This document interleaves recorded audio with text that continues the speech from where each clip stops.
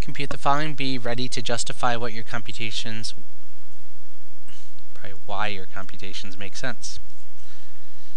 So we could type these in the calculator. 8 times 5 we know is 40. 8 times negative 5 is negative 40. Negative 8 times 5, negative 40. Negative 8 times negative 5, positive 40. So what rule could you determine? I'm going to pause here for a moment, see if you can come up with a rule.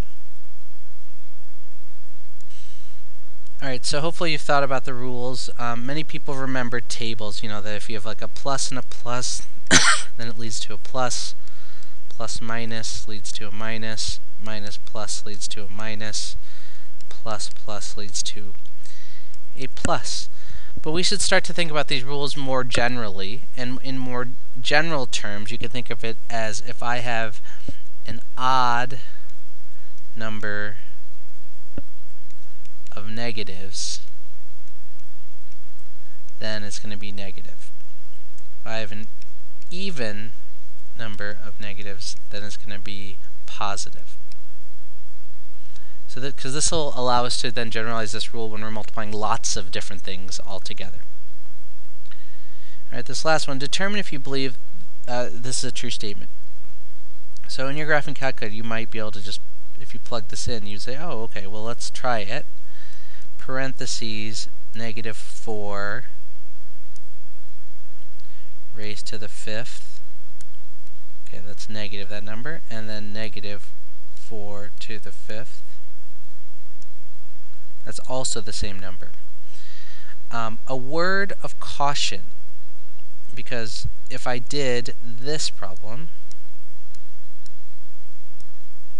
raised to the 4th versus negative 4 raised to the 4th, you'd say, wait, they're not the same. So are they the same or are they not the same?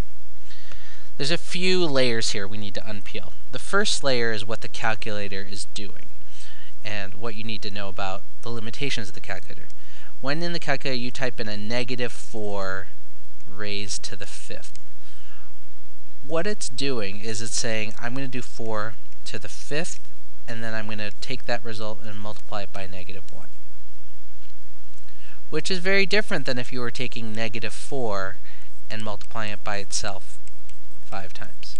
Now it turns out in that specific case it wouldn't be different, but when you raised it to the 4th, if you did that to the 4th versus this to the 4th, if you did it 4 times, you'd get a positive number because you have even numbers of negative signs.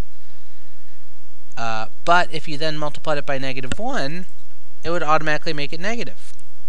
So one of the key things is to know that in your graphing calculator, if you want the whole negative thing to be raised to a number, you have to put it in parentheses. You can't just assume the calculator knows what you're thinking, and it's thinking when you have a negative in front that it means put a negative in front of the answer, or take the opposite of your answer. Okay, so if you want to take a negative number and do anything with it, put it in parentheses in your calculator. The second is just about notation.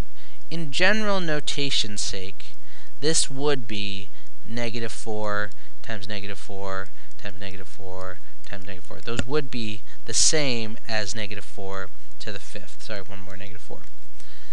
In general speaking terms, but your calculator doesn't view it that way. So you need to make sure that you know that your calculator doesn't just look at this the same way you would. So yes, this is true, but the calculator needs help to know it. And when I say needs help, it means you need to put it in parentheses for it.